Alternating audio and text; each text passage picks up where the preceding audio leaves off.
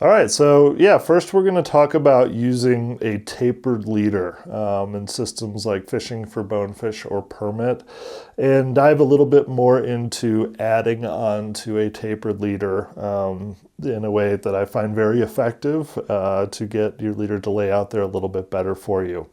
So a classic case is you have a bunch of 9-foot fluorocarbon or monofilament leaders, and now we want to extend it to a longer length just to be a little bit stealthier out there. So I'm going to pull out that 9-foot, it's going to be 16 pound. Take the time to untie this slowly or unloop it so you don't end up in a tangle. Okay, lay it out there. So as with most, extruded taper leaders that come out of a package, they are going to come with a pre-tied perfection loop on the back end here. At this point, this is a good stage to then cut this off. Okay, that's going to be garbage.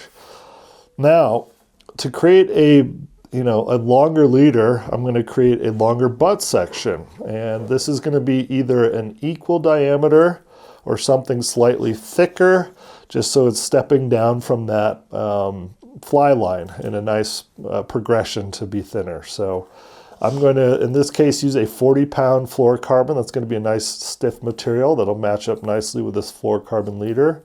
And I'm going to pull out about 3 feet of this stuff. So I've got the butt section of 40-pound. I've got my tapered leader. And now I'm going to just make a simple connection by tying a blood knot. So the tapered leader is going to be the thinner diameter, the butt's going to be thicker. So with the tapered leader, I'm going to do a few more twists. So I'm going to probably do 4 here. Okay, bring it under. Now with this thicker material, traditionally you're going to want to do less turns.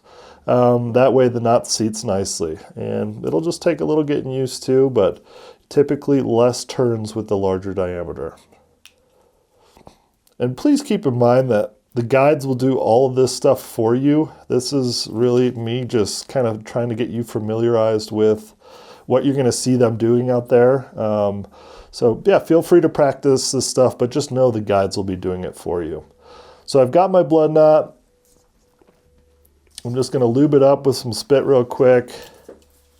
And now I'm just going to tighten this up nicely, and it might take a few extra finger wraps. Just make sure that those tag ends are nice and perpendicular and you've got some good barreling on both sides of the knot there. Now something further I want to talk about is why I'm using the blood knot. Well, this might not be the strongest knot in the book. Tests have shown things like a surgeon or uni to uni might be stronger in some scenarios. What I really like about the blood knot is that these tag ends are perpendicular. So if I think about this traveling through my rod tip, obviously I'm going to be cutting these tag ends nice and short, but it's going to flow a lot smoother through that little eyelet versus a surgeon knot or a uni that's got an angled tag that's going to act like kind of a hook, if you will. So I really prefer a nice clean blood knot because once I trim it down nice and short, it's going to flow through that rod tip nicely. So I'm just going to cut this down short now. Nice clean knot. And now I'm going to move to the end of that butt section and just create a quick perfection. So I'm not going to teach you in depth how to tie the perfection loop. That's a whole nother video altogether in itself. But I'm just going to whip one up really quick. You can lubricate that if you want as well. And again, when I take a look at this knot, that tag end is perpendicular to the leader material, so it's going to flow through that rod tip a lot nicer than if it was a double surgeons or something that had an angled tag in the knot, where it would really hook that rod tip on its way back out. So I'm going to take the time now to just trim that tag nice and short. And now I've added a nice kind of 3-foot piece on the back end of my extruded taper leader, so it really lays out nicely. And so now we've got about a 12-footer. At this point, you can fish this down, replace the whole leader if you wanted to, or if you've got the confidence, you could certainly add a tippet on the front end of this. So yeah, now we're going to talk about the alternative leader that you are going to be using in the Seychelles. And again, the guides will tie this for you. I just want you to be familiar with it before you get over there. So we're going to step away from the tapered leader design and we're going to go into creating a furled bimini twist leader out of a uniform diameter. So I'm just going to use a bulk spool of 20 pound that I have here, fluorocarbon. And I am going to want to create about a 12 foot leader. So I'm going to use my wingspan as my measurement. You can't see this for a second, but essentially I'm going to do 3 wingspans. I'm about 6 foot, and that's going to give me roughly, you know, it would be 18, but I'm not going all the way. So I'm going to go to 15 foot. And why I'm doing 15 foot is I'm actually going to be doubling up some material, about 3 feet of it, to bring it back down to 12. So I'm going to now double it up here, measure it against myself, wingspan halfway to my chest. I know about 3 foot. And now I'm going to start the bimini twist process. I'm not going to go too in depth again on teaching you how to tie the bimini in this video. There's plenty of good resources out there for it. But what you should know is I've created this nice big loop to tie this bimini. And I'm going to be trying to keep it a big loop in the end here. So I'm going to start my twists.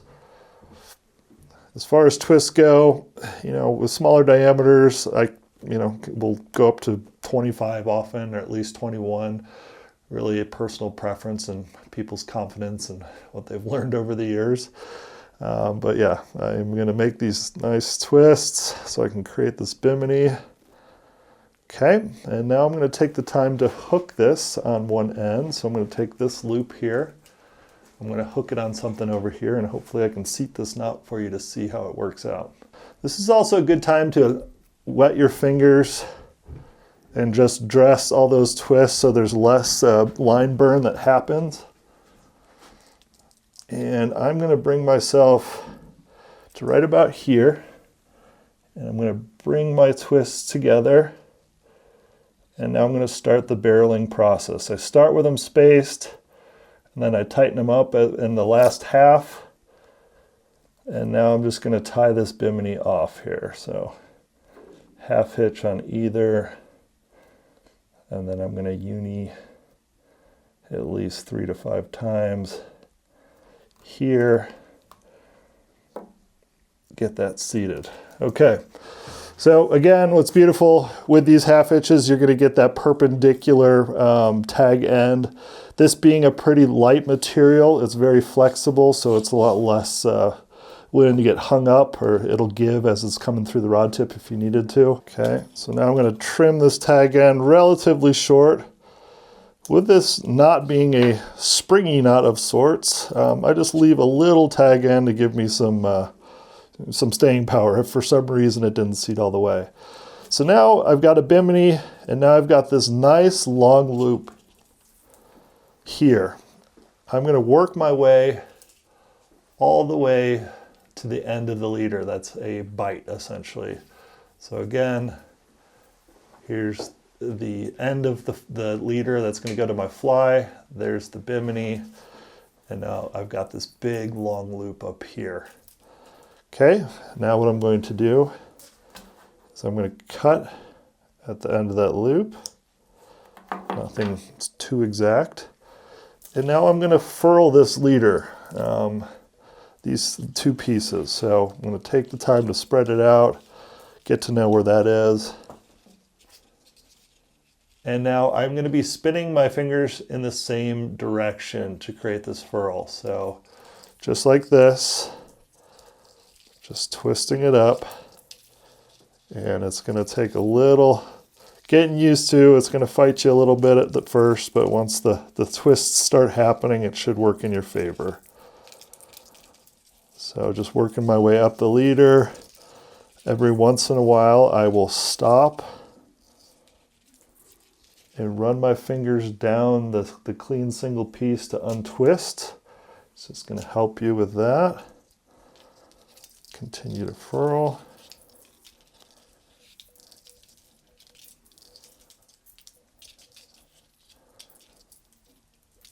So I'm going to have this essentially double the diameter piece that's going to act as my butt section. So, I mean, technically there is a little taper you're building in here, not too much of a difference, but if you think about the time it's taking me right now to do this, it may seem time consuming. It would take roughly the same amount of time to pull out all the different spools of leader material to tie a knotted taper leader. So, yeah, while it might be time consuming, it's no longer than doing the alternative. Okay, so now that I've gotten to the end, I'm going to stop here, and I've got 2 single pieces to work with that I need to tie a knot so I can connect it to my fly line.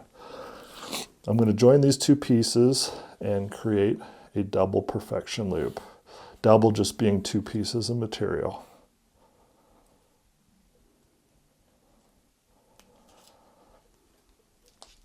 And seat it nicely. Again, those tag ends are going to be perpendicular. I'm going to trim those down. Relatively short.